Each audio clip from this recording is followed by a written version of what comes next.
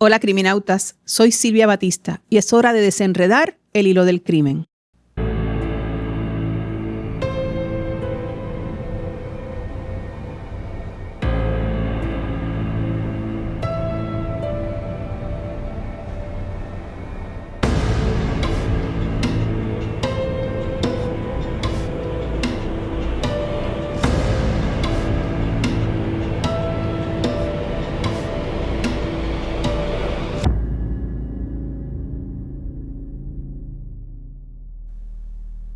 San Juan, Puerto Rico.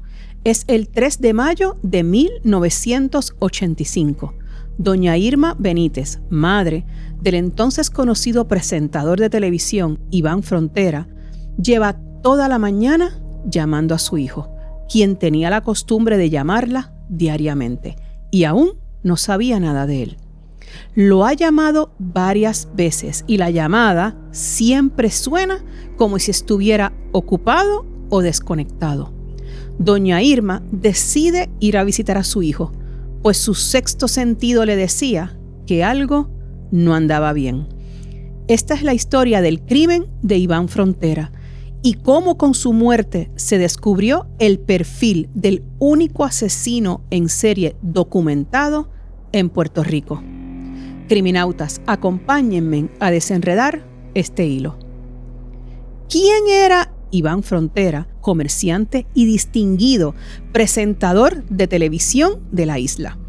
Era el dueño de la compañía Contacto, la cual se dedicaba a la contestación de llamadas telefónicas. Se distinguía por sus crónicas de la alta sociedad. Escribió una columna sobre el tema de dicha sociedad en el periódico El Mundo y también en el periódico quincenario El Interrogador. Quincenario, que se publica cada 15 días. Su peculiar estilo le trajo tal renombre que incluso fue objeto de imitaciones por uno de los más grandes comediantes de Puerto Rico. Iván era natural de Mayagüez, llevaba una relación muy cercana con su madre y al momento de su muerte también le sobrevivió su hermano Héctor Frontera. Pero regresemos a los hechos. Doña Irma, de algunos 65 años, llegó a eso de las 2:45 de la tarde a la casa, al apartamento de su hijo, ubicado en el 908 de la calle Hort, y al llamarlo durante toda la mañana y no conseguirlo, pues llegó hasta allá. Según relató doña Irma, al abrir la puerta de entrada del apartamento, notó que el televisor estaba encendido y su volumen se encontraba sumamente alto. Apagó el televisor, llamó a su hijo por su nombre y al ver el cuerpo fue a la cocina y buscó un cuchillo e intentó soltarle a su hijo las corbatas que le ataban los tobillos y las manos. Solo logró desamarrar los tobillos porque las ataduras de las manos eran muy fuertes. Llamó luego a la policía y poco después el apartamento se llenó de policías, agentes e investigadores. El comandante Alfredo Padilla, comandante del Cuerpo de Investigaciones Criminales de la Policía, específicamente de homicidios, y encargado de la pesquisa, informó que hasta el momento no se tenían indicios sobre los móviles del asesinato. No descartó ni un crimen pasional, ni razones de robo u otros motivos que el día del descubrimiento del cadáver eran imposibles de establecer. Dijo que en la habitación se hallaron libros y revistas femeninas y masculinas. Frontera vivía solo en ese apartamento del tercer piso. El patólogo Rafael Criado determinó que del examen exterior del cadáver de Fronteras se pudo demostrar que a este le infligieron 128 heridas punzantes. Presentó 2 heridas en el pecho, 91 en la espalda y el resto en las nalgas. Así confirmó el patólogo. El estudio preliminar de Criado señaló que al parecer Frontera fue torturado y finalmente asesinado. También pudo adelantar que murió entre las 8 y las 10 de la noche del día anterior al descubrimiento del cadáver. Por otro lado, Padilla, el comandante a cargo de la pesquisa, dijo que el modus operandi en que asesinaron a Frontera era similar al que utilizó o utilizaron él o los asesinos del dentista Luis González, encontrado muerto en el edificio New San Juan de Isla Verde, aproximadamente 2 semanas antes. Esto era apartamento desordenado y ambas muertes violentas de hombres solteros. Al Frontera ser un hombre conocido por los medios, la visibilidad del crimen tuvo mayor cobertura de los medios. La comunidad homosexual de la isla comenzó a inquietarse porque ya eran varias las muertes de hombres de la comunidad que morían violentamente.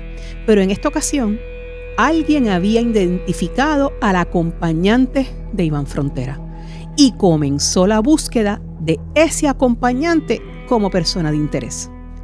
Pero la muerte de Frontera, disculpen que estoy un poquito acatarrada, pero la muerte de Frontera no fue un hecho aislado.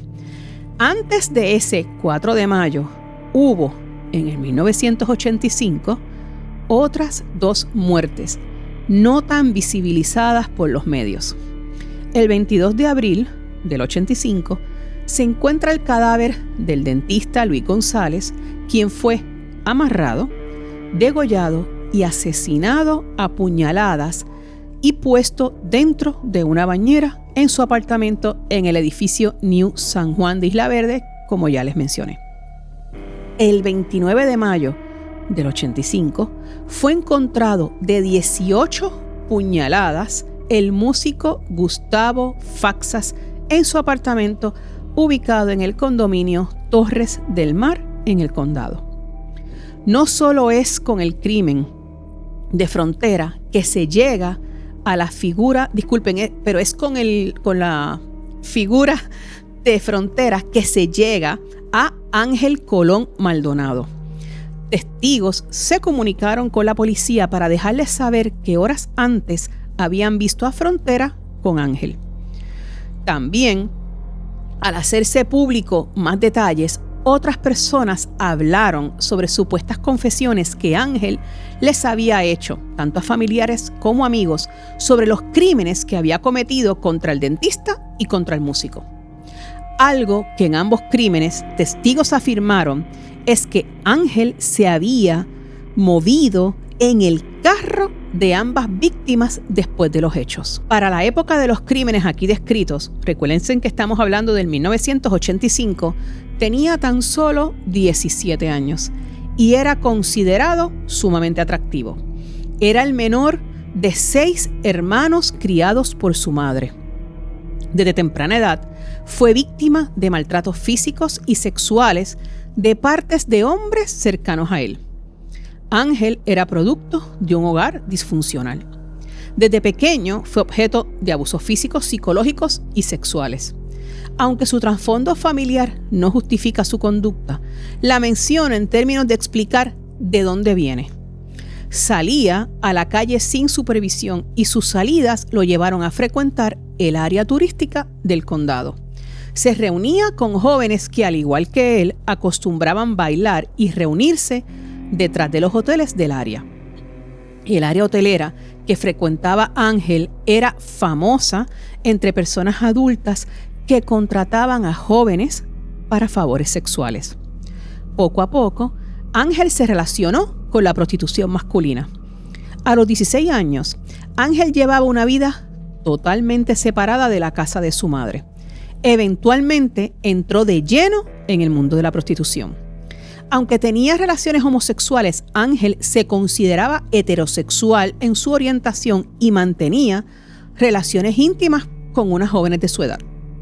En su libro, El Ángel de los Solteros, estudio de un asesino en serie puertorriqueño, Idalisa Maza González detalla que Ángel era una persona ambiciosa a quien le gustaban los lujos y la fama entre sus iguales. Usaba su atractivo y simpatía para conseguir clientes adinerados. Finalmente, la juventud y el carisma de Ángel atrajeron a un médico.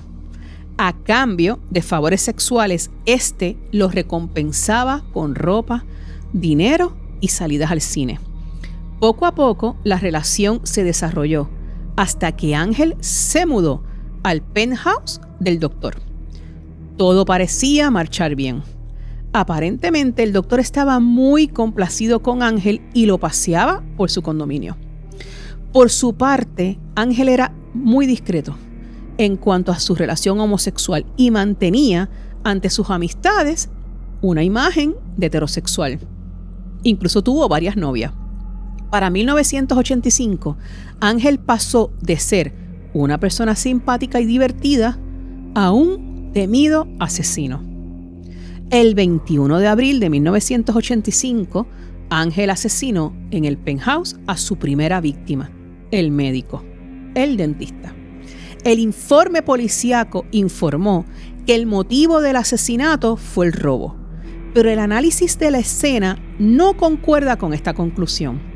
La víctima fue maniatada, atada y tirada en la bañera, en el baño, llena de agua, con sal y con fotografías pornográficas de jóvenes bugarrones. Según la Real Academia Española, un bugarrón es un hombre que penetra a otro hombre. Las heridas fueron pocas pero profundas. Ángel huyó en el carro de la víctima y con algunas de sus prendas. Mientras el caso se ventilaba en la prensa, Ángel continuaba usando el carro de la víctima sin preocupación aparente. Al huir de la escena, Ángel fue con sus amistades y familiares y les contó lo que había hecho con mucha facilidad. Algunos de ellos más adelante atestiguaron sentirse incrédulos y otros temerosos de lo que él les relató. Ángel siguió con su vida y trabajo, pero algo había cambiado en él. Su novia, con quien tuvo un hijo, declaró en el juicio contra Ángel por la muerte del doctor, del dentista, que ella aseguró que él le había confesado que había asesinado a un dentista para robarle. En mayo de ese mismo año, Ángel mató a su segunda víctima, Gustavo Faxas, otro cliente. Como en el caso del doctor, le volvió a contar lo que hizo a sus amistades. La policía relacionó a Ángel con la primera muerte, ya que los vecinos del condominio lo vincularon con la víctima, pero la evidencia era circunstancial, según la declaración en corte de los agentes de la policía. Por su parte, Ángel continuaba con su vida de prostitución. El 29 de mayo de 1985, mata a su tercera víctima, una figura pública. Aquí las fechas están un poquito como mezcladas. En el libro de Massa, estas son las fechas que se dan, pero según la prensa, la cronología es otra. Según la prensa, la cronología fue el dentista, Iván Frontera y por último Gustavo Faxas. Los tres asesinatos se cometieron de manera similar. En la tercera ocasión, un testigo, amigo de la víctima, aseguró que al momento de morir, este estaba con Ángel. El país se conmocionó y la prensa escrita, televisada y radial comentó las muertes de estos hombres solteros. La muerte de esta figura pública creó preocupación y tensión en la comunidad. La policía cayó bajo la lupa de la opinión pública y se vio presionada a la pronta captura del asesino.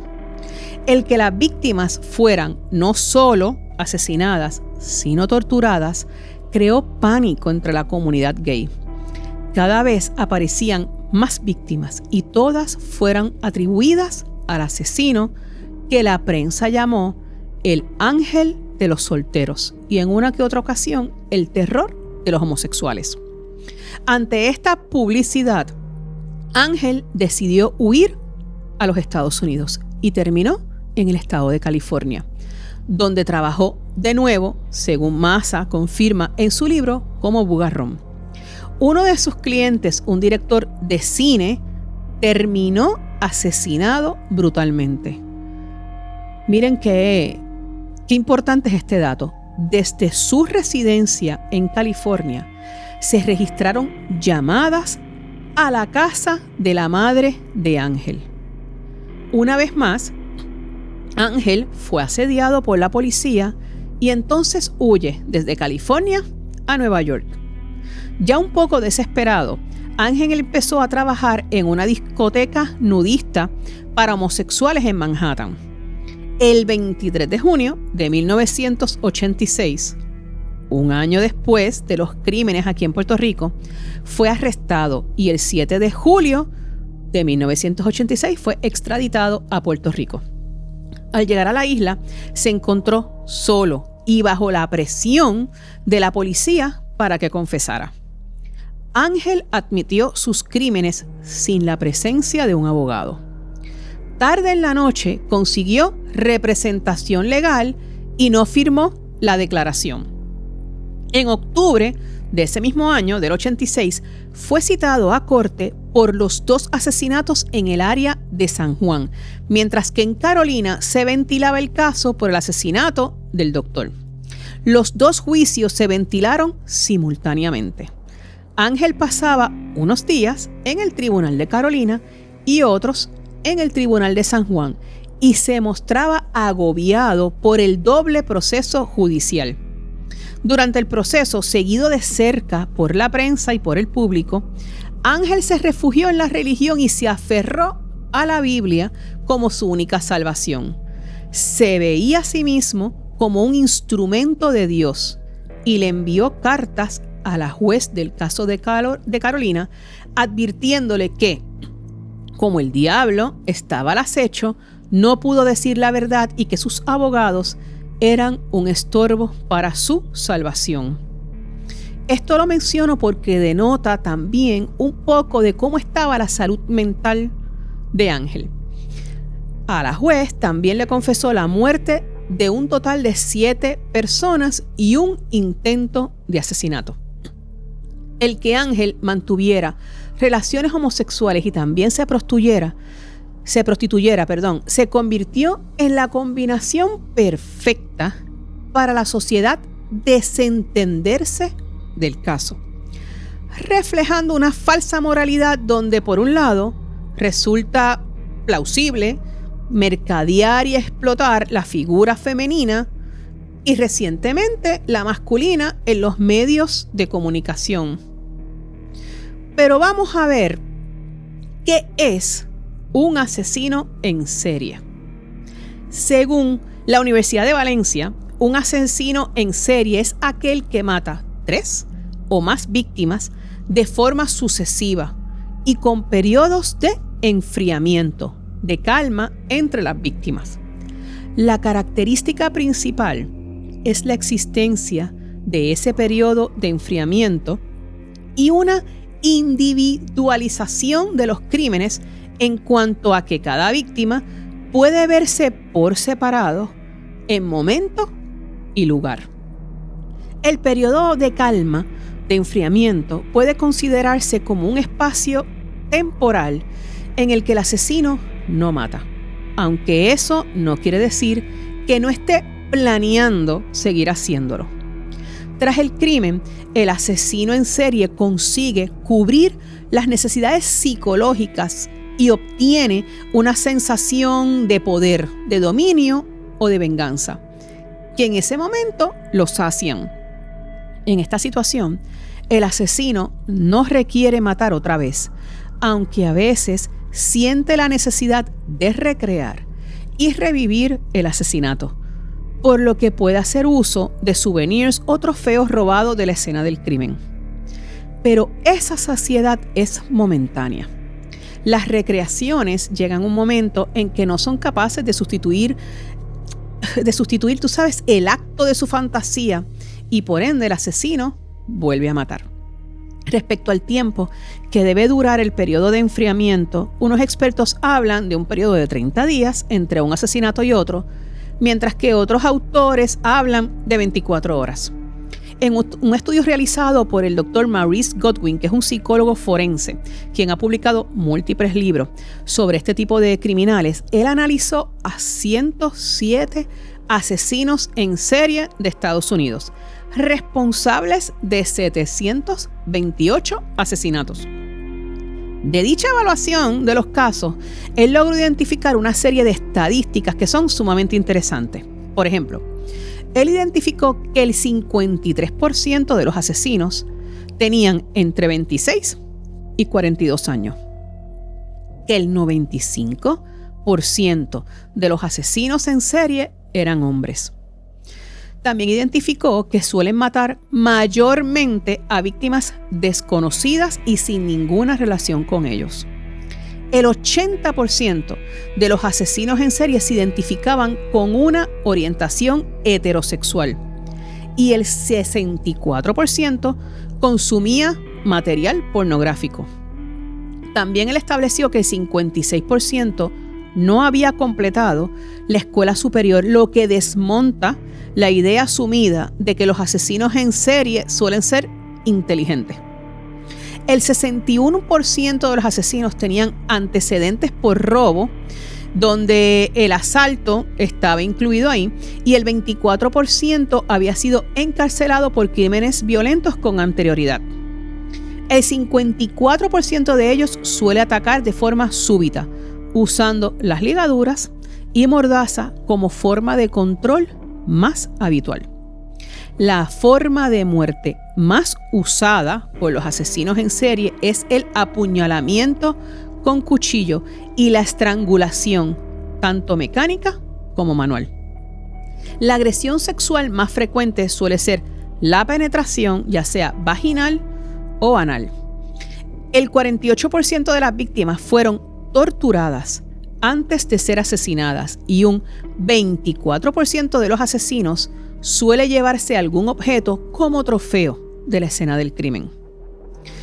Terminando, la mayoría de los asesinos enterraron y o transportaron a sus víctimas para evitar que fueran descubiertas. El 86% de los asesinos planifica sus asesinatos, como se desprende del análisis de varios elementos de su modus operandi. Detalles importantes que me parece que es bueno que los revisemos y que los tengamos en mente. En los 80, específicamente entre 1985 y 1986, que es que estamos hablando de, ¿verdad?, de estos crímenes, en Puerto Rico no se atendió este caso como uno de un asesino en serie. No es hasta el 2001, con el libro de Idelisa Mata, el cual cité anteriormente, que estos crímenes se catalogaron bajo la acción de un asesino en serie. El patólogo forense de la autopsia de Frontera pensaba que el victimario no actuó solo. Ángel confesó más crímenes, siendo solo acusado por dos crímenes que no fueron publicados ampliamente por los medios hasta que no ocurrió la muerte de Iván Frontera por ser una figura pública. Las muertes de Luis González y de Gustavo Faxas tuvieron cubierta mediática tras no poder enjuiciar a Ángel Colón Maldonado por la muerte de Iván Frontera debido a un mal manejo de la confesión del sospechoso. Se realizaron 2 juicios por separado. Uno en el Tribunal de Carolina, el de Faxas, y el otro en el Tribunal de San Juan, el de Luis González. Actualmente, él cumple cadena perpetua en una prisión de Puerto Rico. En mayo del 2024, Ángel Colón Maldonado iba a ser considerado para salir en libertad bajo la Junta de Libertad bajo Palabra. No obstante, la publicidad que trajo esta posible vista y la férrea oposición de varias personas motivó que la Junta de Libertad bajo Palabra cancelara dicha vista. Investigando en la prensa de Puerto Rico para la época de los hechos, me topé con la muerte de un publicista en el 1986. Específicamente el 25 de junio del 86, salió publicada en El Mundo la noticia sobre el asesinato del publicista Nelson Ciana Torres. También se explicó que los empleados de la agencia de publicidad de Ciana, del cual Ciana era socia, yo creo que la agencia de publicidad se llamaba Ciana y Fraguada, fueron a su apartamento después de las 4 de la tarde porque este no se presentó ni llamó al trabajo.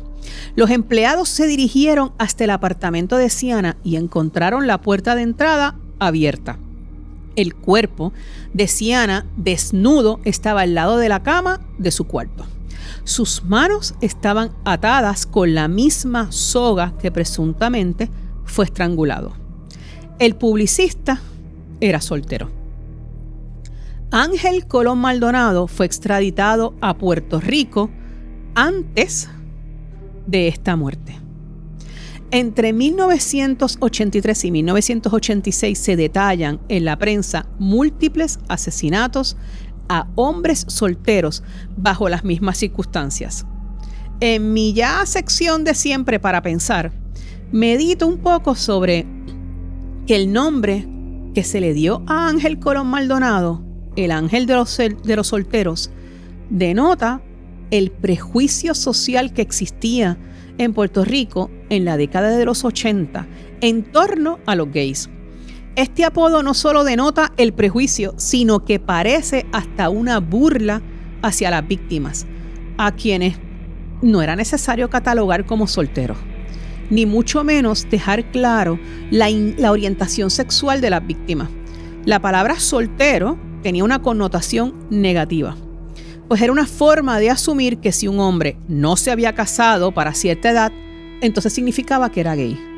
En adición, ¿qué tiene que ver la sexualidad de una persona con la agresión que pueda sufrir?